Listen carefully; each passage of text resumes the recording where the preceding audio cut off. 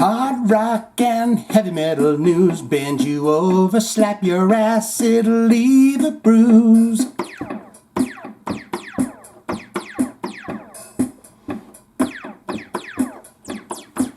Ooh. Jive Talkin with Shane D in outer space. Jive Talkin with Shane D in outer space. Want to get a laser gun in your face? Jive Talkin with Shane Diablo in outer space. Shit balls. If I turn that off, now will it pop that right back on? No, it won't, you son of a bitch. I'll talk to you later, by God. Welcome back, one and all, to episode 27 of Jive Talkin with Shane Diablo, where it's one of your many, many news sources.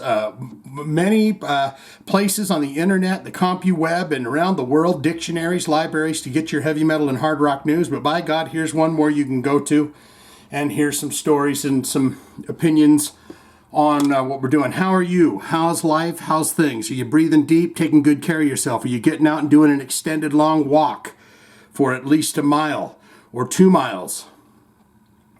I hope all is doing well out there. Let's get right into it. Look at this saucy little fella. It's Michael Schenker. Boy, he likes to start stuff. There should be a VS right here because right next to him is KK Downing. Michael Schenker blasts KK Downing over flying V guitar claim. Why would he lie about this? I guess he's pissed off because everyone plays a V guitar, and I'm gonna get some light in here. Pardon me, and I also got to get my Sprite too. My no-name brand lime carbonated soda.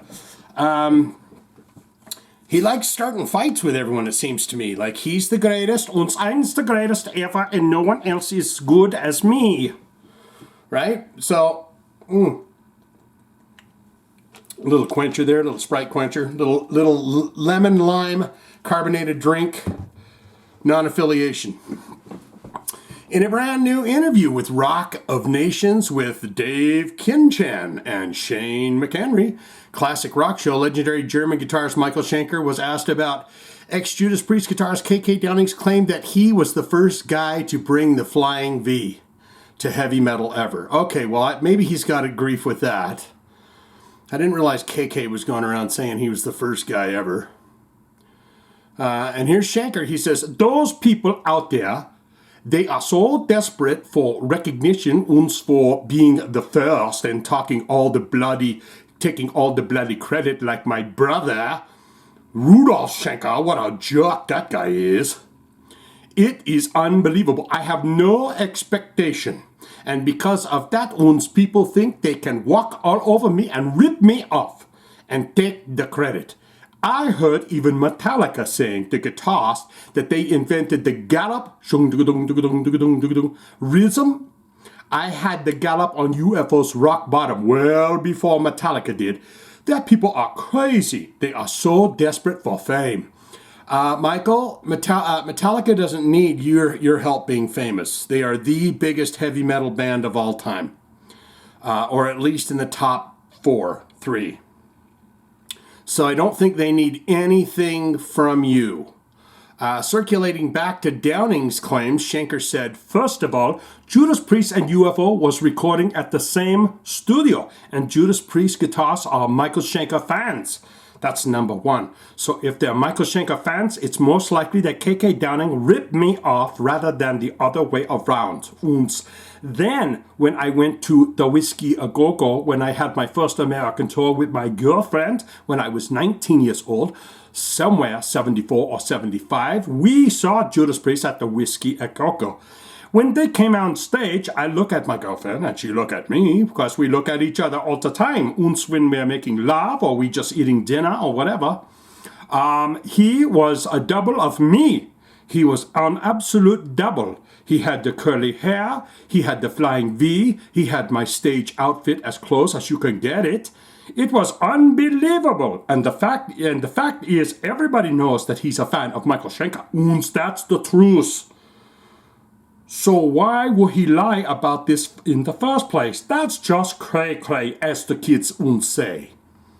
Asked when the last time he was that he talked to Downing, Shanker said, "We played at his venue, KK Steel Mill in Wolverhampton, England. In my dressing room there was a gift from KK Downing with an envelope with a nice welcome with chocolates and a whole basket full of goodies. Lots of goodies. Stuff like that with the thank you note and etc., etc. Obviously, he was very happy that I was playing his little piss-ass club. No, it doesn't say that. Obviously, he was very happy that I was playing in his place." So there you have that. Michael Shanker, KK, if you're going around telling everyone you're the first guy to play a V in metal, you might want to look into the facts and stuff. I don't know who's right and who's wrong. But you probably shouldn't say things for sure until you know for sure. Next story up here. Are you a fan of Fozzy? Have you ever heard of a rock group, Fozzy? Well, Chris Jericho says he doesn't mind the Ozzy Osbourne comparisons. He's one of the greatest rock and roll singers of all time. Has Chris Jericho been compared to Ozzy Osbourne?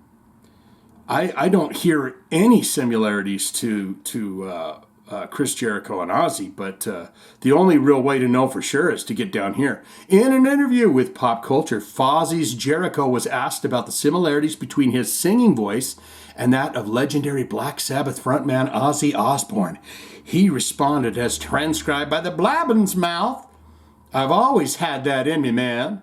It's not trying to sound like Ozzy. That's my vocal range. That really high end. So there always been elements of it. As a matter of fact, on 2012's Sin and Bones record, I said, let's fucking record a Black Sabbath song. Let me try and sound like Ozzy. And we did. Fairies Wear Boots. And if you listen to it, it's like, okay, now that's Ozzy. So we've always had some of those elements." Jeez, now I want to go.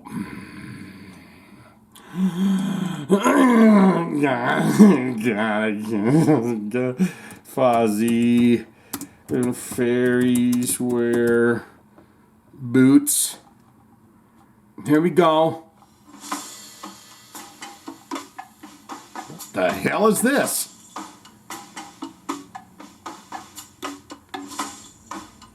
Is this Fozzy?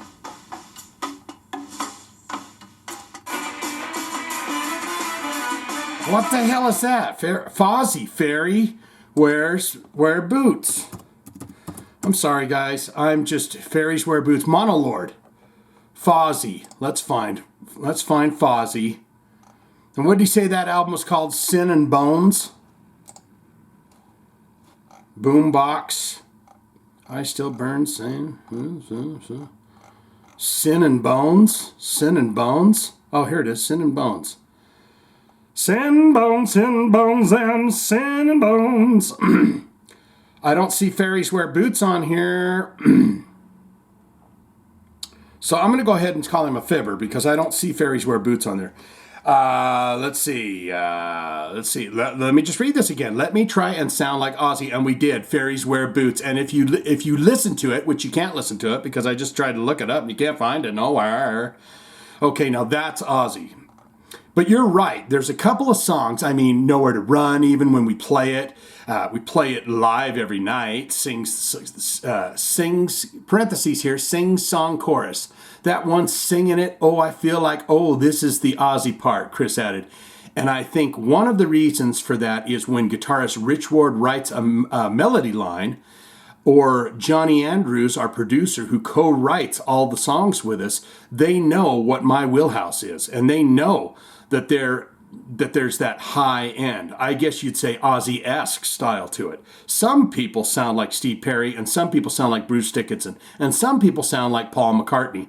I sound like Ozzy Osbourne. No, you don't. I don't think that's true. What do you think? You be the judge of that. I wish we could have heard that fairy wear boots. But my eyes aren't seeing this. I'm on the album right here. So, anywho, there's that. We're wishing old Steven Tyler the very, very best because he was set to do some concerts in Las Vegas, but he has checked himself in for some self-healing. He's he relapsed on the thing. So maybe this will give us, if he's into the poppers, the bangers, the whippers, the whoppers, the what exactly he's a fan of. Aerosmith has canceled its previous announced June and July 2022 dates for its Las Vegas residency. Aerosmith Deuces Are Wild. That's the name of the what they're calling the Las Vegas show there. While singer Steven Tyler concentrates on his health and recovery. Earlier today, Tuesday, May 24th, the hard rock legend released the following statement via social media. He said, "There was a time when I was so broken hearted." No. As many of you know, our beloved brother Steven has worked on his sobriety for many years. After foot surgery to prepare for the stage and the necessity of pain management during the process, he has recently relapsed and voluntarily entered a treatment program to concentrate on his health and recovery. We are truly sorry to inform our fans and friends that we must cancel our first set of Las Vegas residency dates this June and July while he focuses on his well-being. And he's like 70-something years old now. We will continue our 2022 dates starting in September, and we'll let you know any further updates as soon as we can. We are devastated that we have inconvenienced so many of you, because a lot of people they see that, oh, they're going to be in Vegas, so then they make hotel arrangements and they take vacation time, and then when something happens like that, they have to refigure it out. We are devastated that we have inconvenienced so many of you, especially our most loyal fans who've often traveled great distances. What did I just say to you? To experience our show. Thank you for understanding and for your support for Steven during this time. There was a time. Oh, here you go. If you purchase your tickets via Ticketmaster, you will be refunded and will receive an email shortly with details. Otherwise, please contact your point of purchase for information on this. 3 years ago, Tyler, whose vast consumption of cocaine, heroin, and alcohol in the 1970s, yes, indeed, his book was fantastic. He talks about, he has a real love-hate with Joe Perry. They love each other like brothers, but but that book is fantastic. I can't remember what it's called, but he reads it, and it's very wonderful, so you should check it out. Tyler, whose vast consumption of cocaine, heroin, and alcohol in the 1970s earned him and his bandmate Joe Perry the nickname the Toxic Twins. Yes, we've heard that. Said that he had a lot of fun drinking and using drugs. And then I think this is Tyler here. He goes, "You have a shot of Jack Daniels in a play, Madison Square Garden, and you get off stage, and woo-hoo, and you go clubbing with Jimmy Page. Come on, man, Daddy-o, dig it," the 74-year-old said.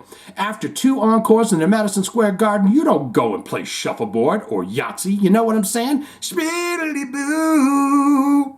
You go and rock the fuck out. You've done something that you've never thought you could, and you actually think that you're a super being." Tyler, who once said that snorting half of Peru, meaning cocaine, of course, said that his drug use got to the point where nothing mattered more than doing the drug. "You're gonna have to face it, you're addicted to drugs. We would do cocaine to go up, Quaaludes to come down." He said, "We would drink and then snort some coke until we thought we were straight. But that's not true. You're just drunk and coked out. It was more or less a thing to do back then as well."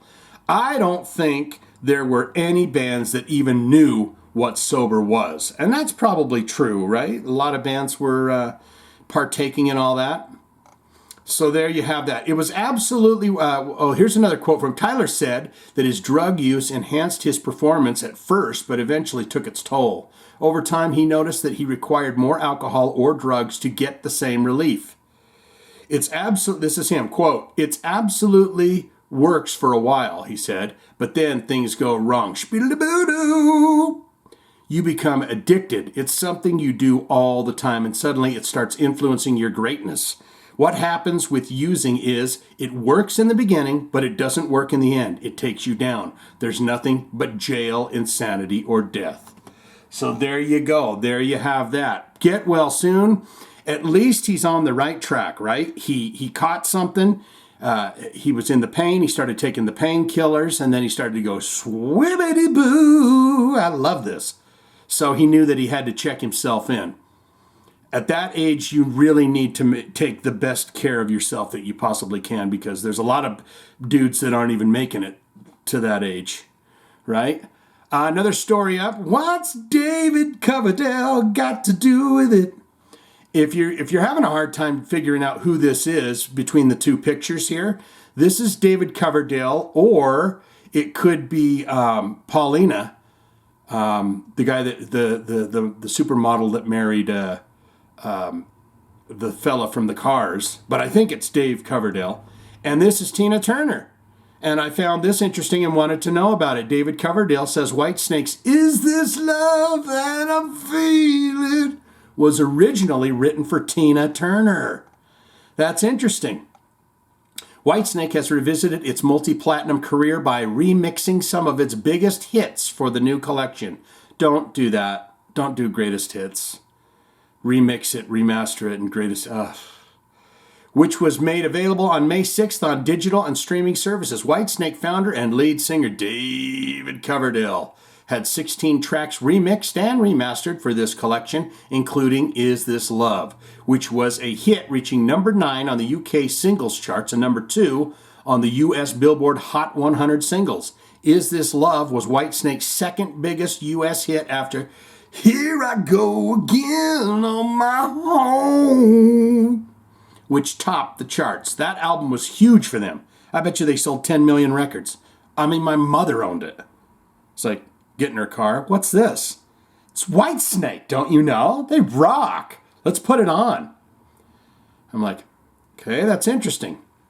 Asked if there was any trepidation about how the Whitesnake rock audience would accept such a radio-friendly ballad, Coverdale said, as transcribed, "Slightly, yeah. The original idea was for Tina Turner. My friend and associates at EMI Records were looking for songs to follow up Tina Turner's astonishing story. The album with What's Love's Got to Do with It was huge, global, and they were looking for songs. And they knew I was going away to do the old correlation of the song ideas and said, if you come up with anything that you think might be good for Tina, because they knew I was a huge fan, they knew it, let us know. So that was the idea. The original idea for Is This Love was for Tina. What did she say to it? Regarding how the song came together, David said, John Sykes and I rented a villa in the south of France, and John and I had different hours. He had owl hours, and I had daytime hours. He'd sort of stagger out of his room to get coffee as I was tinkering away and turning the volume up about 4 in the afternoon, and he'd said, "Oh, what's that? That's nice." I said, "Oh, it's not for us, it's for Tina Turner." Anyway, he gets his coffee, sits down, and starts playing these. It was just this organic thing. These ideas just fed really beautifully, really beautiful things that I wouldn't have come up with. Maybe John wouldn't have come up with the chords, but the embellishments were just part of the whole package of the song. And when Whitesnake, then record label Geffen, heard it, I said, no, this is for Tina. This is for Tina Tang Tang. And they said, no, it's not. And it's one of the biggest songs that we have. And Geffen said, it's for you, bitch. Whenever we play really big heavy metal festivals around the world, I'm going, should we do it? Man, everybody's hugging, because usually by the time of the day, people need a good sonic hug. So we're only too happy to oblige with that. Oh, he's got another quote here. Sorry, Tina. Coverdale, he's finally coming out and apologizing to Tina Turner. I would still love to have heard her sing it, though. If you were to imagine it in your mind's ear, you know she'd do a superb job on it. Yeah, I keep that. What's love got to do? Got to do. Here I go again. Got to go. Got to go. So there you have that. Do you know who Chad Gray is? He's the guy that sings Dirt, Day Boogie. He sings Dig, Chicka-bonga donga dang. He's the Mudvayne singer. Chad Gray gets the coolest tattoo ever. And I said, well, shit. I'm a fan of tattoos. I like tattoos. And he's saying he's got the coolest tattoo ever. that he's ever seen. So let's get into it. It says, Mudvayne's Chad Gray gets the coolest tattoo he has ever seen. Mudvayne and Hell Yeah frontman Chad Gray has shared several photos of his new tattoo. The 50-year-old musician had the chest piece done. That's not a pleasurable zone for tattoos. So you got to give the man respect for that. A 3-day, chest piece done over the course of 3 days? No, he's got a giant set of nuts on him. By artist Tony Kelly, who works at Cypress Ink Studios in Port Charlotte, Florida. On Monday, May 23rd, Gray took to his Instagram to post pictures of the final results, and he included the following message. What a whirlwind last few days it's been for me. Yeah, that's painful 3 days, man.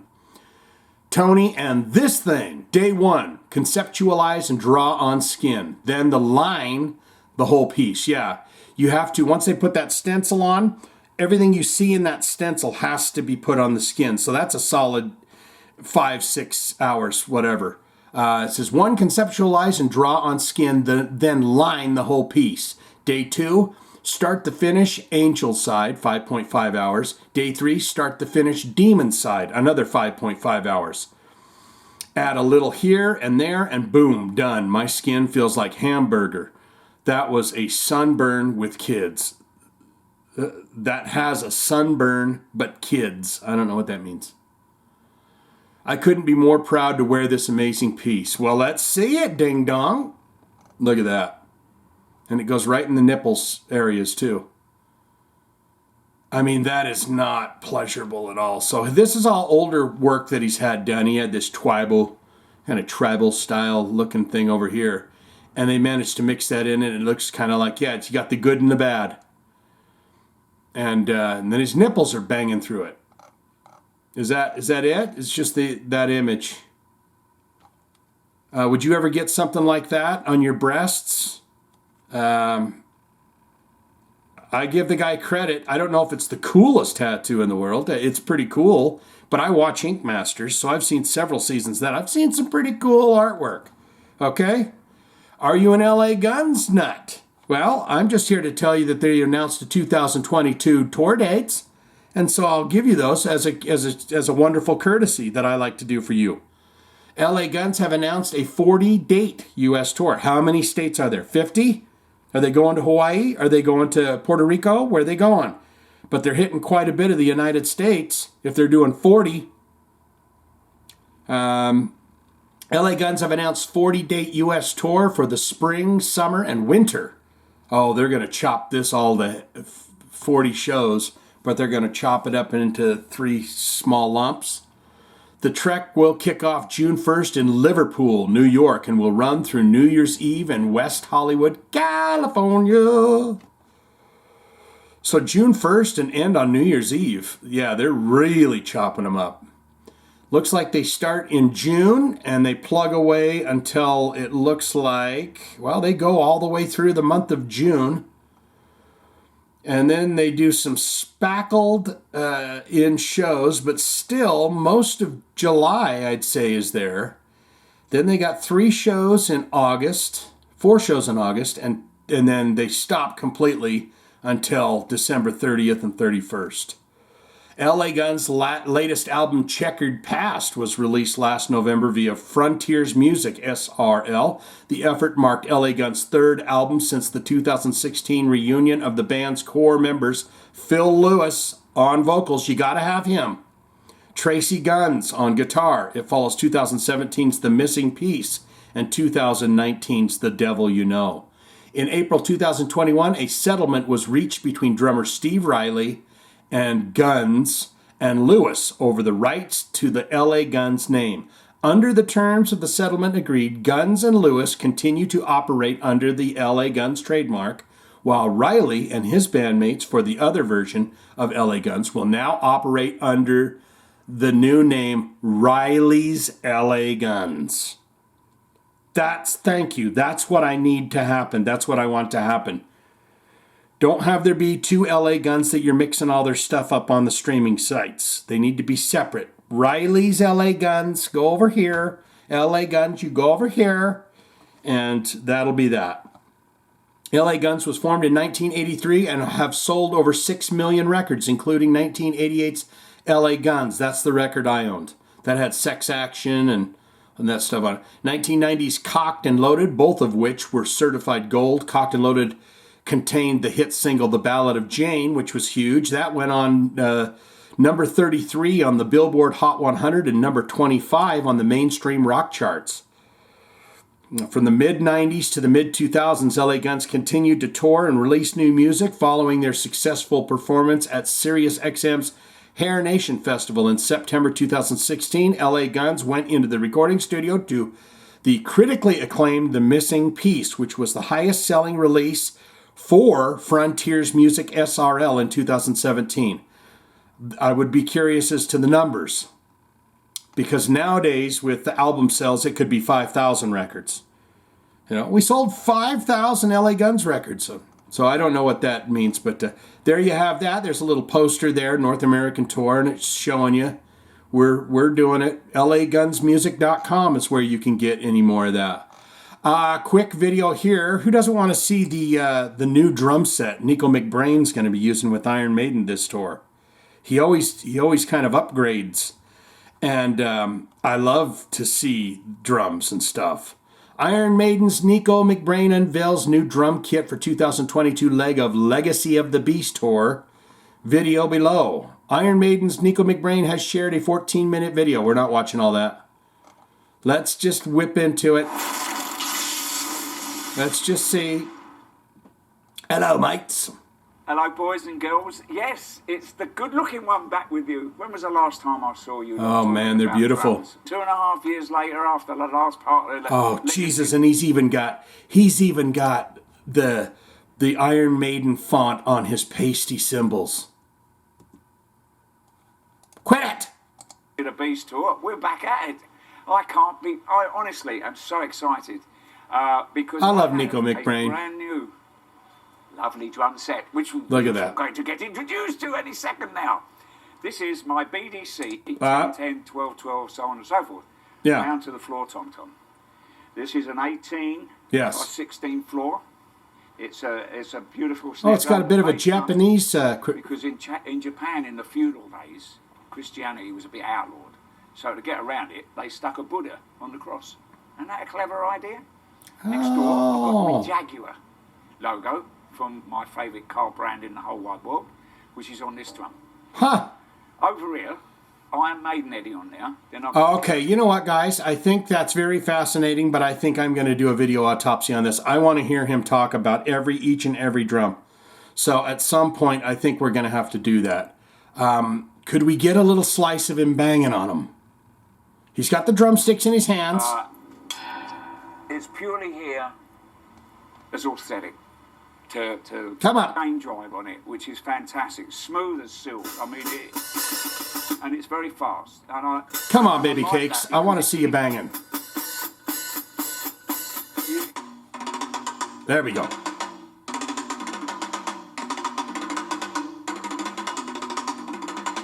Oh!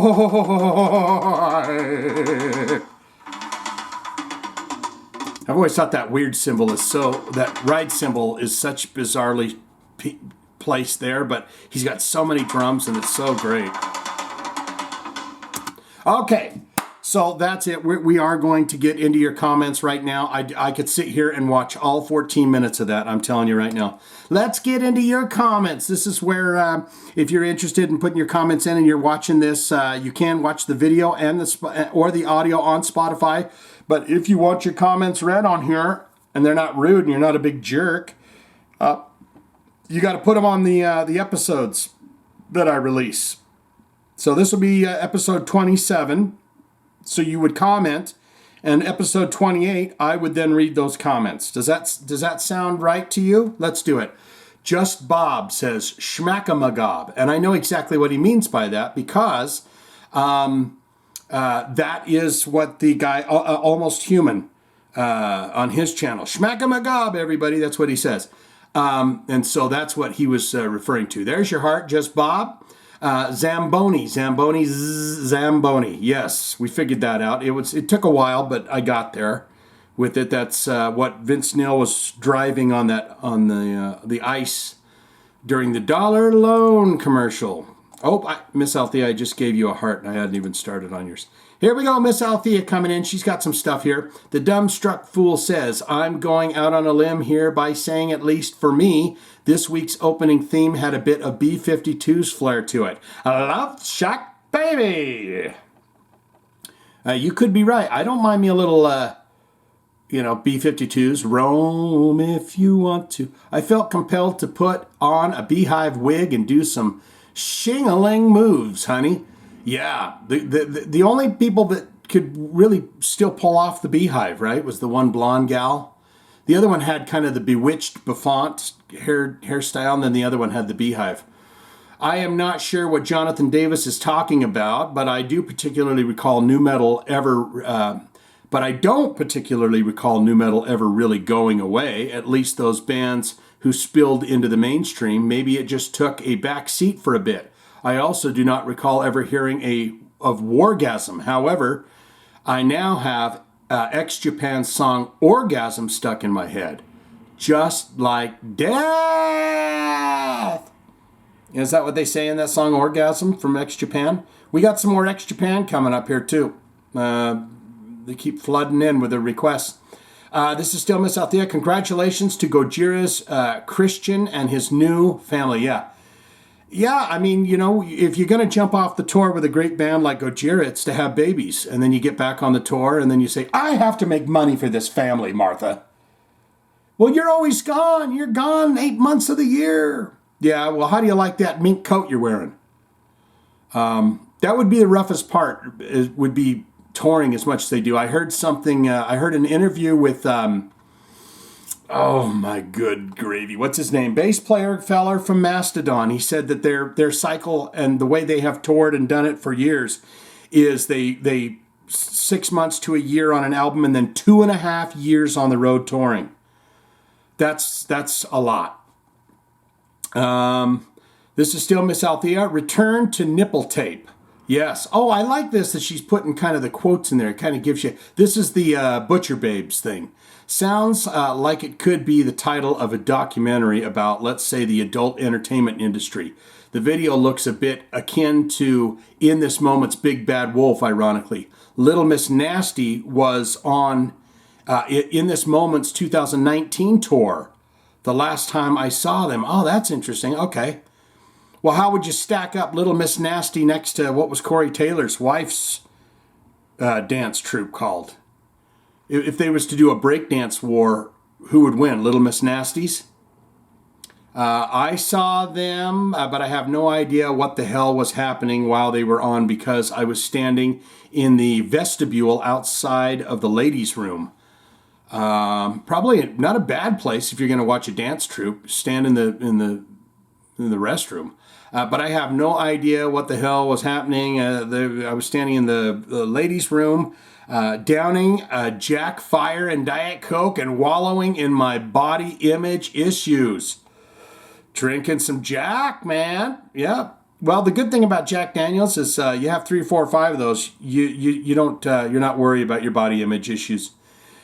Do they do some risque? The Little Miss Nasties, they probably dance pretty or dress pretty provocatively, right? Why would you want to go see a dance troupe that's wearing big wool coats?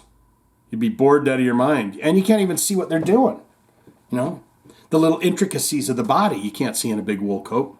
Vince Neil, this is still Miss Althea Hill. Vince Neil endorsing a loan entity. The jokes write themselves, basically. But I guess Nikki Sixx did not give his permission to use Keep Your Eye on the Money as the soundtrack for the campaign. Oh, is that a Motley Crue song, Keep Your Eye on the Money?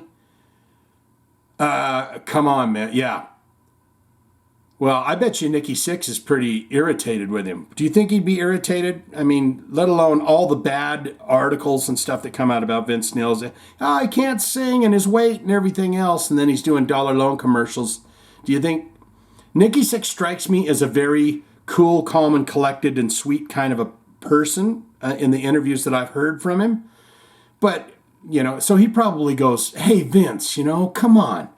Just don't be so fat, bro. Just work on yourself a little bit. In an interview that I did here with Nikki Sixx, though, he said every song he's ever written, he's had Vince Neil's voice in his mind. Every song he's ever written for Motley Crue, that is, he said he's got Vince Neil right up here in the old brain noggin, and every song he wrote for him. Alice Cooper, still Miss Althea here. Alice Cooper has had many pythons in the act over the years, obviously, but the most recent one was named Julius Squeezer. Oh, that's good. Nita Strauss told Den and me once that he was spoiled rotten and didn't want for anything. You guys met Nita Strauss? Can you tell her, does she have an email address? Can I marry her? Will she take me on the road with her? And I'll make sure she's got, peanut butter sandwiches with the crust cut off and everything. Dear Nita, make sure and eat before you get on stage to rock with Alice tonight, okay? I don't want you, I know you're concerned on your calories or whatever, but I made you a nice big banana and peanut butter sandwich there. So that is it, Miss Althea. Now you're getting that heart. Bling, there it is. Metal Witch coming in. That's a great fucking Cavalera accent. People have to stop with, yes, I did a damn near flawless Max Cavalera impression in the last episode. People have to stop with the sensitive whining that they're doing now. There are not enough monthly pads made for everyone's bleeding. Bleeding. What's going on with this word? Oh, he's put some kind of weird. How do you do that? Pussies. He's a PY weird ass. Are these? I don't know how you do that. I'd love to do that on my keyboard. Use weird letterings. Metal Witch, there you go. There's your heart. Yes. You want to straddle a line when it comes to whining. People whining about this and whining about that and everything else is you want to take into consideration maybe somebody's situations and stuff. But I agree. Everyone should cool it a little bit, relax, breathe deep. Not everyone is. At least not me. Maybe everyone is jerks out there, but not me. I'm not. Mike Buchanan coming in here. I'm eating chalky donuts, and thanks for not sharing. Chalky donuts, bro? You know what I had the other day, and I will never eat it again, but it was the absolute devil, they're the Hostess cupcakes, okay? I said ding-dongs to somebody else, and they reprimanded me. It's not a ding-dong, bro. It's the cupcake, the Hostess cupcake, but it was Reese's. So the cream that was on the inside was like peanut butter cream, and it looked like a Reese's. And my God, it was the tastiest freaking thing I've ever had in my life. And I cannot have that ever again. Because if you're having weight issues, if you would like to lose a few pounds, you can't eat good, delicious things. And you can't stuff yourself every time you go, I'm feeling a pang. I feel a bit of a pang of hunger. You have to just suck it up. Mike Buchanan here. That is not the wargasm that I know. Upon looking into it, there seems to be 2 wargasms. That's what I was thinking too. I don't think I've heard either one of them, but I've heard the name wargasm. And they weren't new metalish. One that I know, and so should everyone else, that is a pure thrash, bliss, and imposter electronic band. That is what you were playing. Not sure if that's who's going out on tour, but for me to go see Korn, it would have to be the thrash version of Wargasm. Satan Stole My Lunch Money is one of the greatest demos ever recorded. What is that referencing? Is that band Wargasm? Satan Stole My Lunch Money? And A Little Drummer Boy, Jingle Hell, is on my Christmas playlist every year. My family hates it. Wargasm started out life as Overkill. Oh, really? Changed the name to Maniac and then finally to Wargasm. Unfortunately, they split up. Go look them up on YouTube, Wargasm. This Wargasm 1986 documentary worth watching for the clip of the band.